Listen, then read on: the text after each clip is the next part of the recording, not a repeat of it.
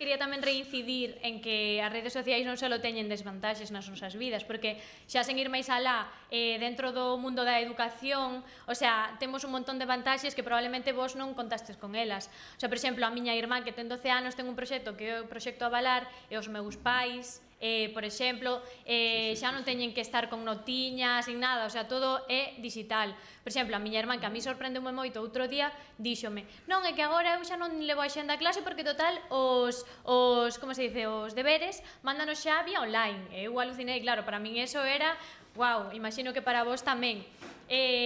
Bueno, ao final tamén nos na universidade o mesmo, a comunicación que temos cos profesores ao final, ademais de na propia clase, por mail, e eso en realidade é unha vantaxe enorme, porque eu, por exemplo, hoxe teño unha dúbida para o examen do venres e podo coller, mandarlle un mail e o profesor inmediatamente, ou o día despois, contéstame e bueno, ao final sempre son atallos e vantaxes para min a hora de poder estudiar.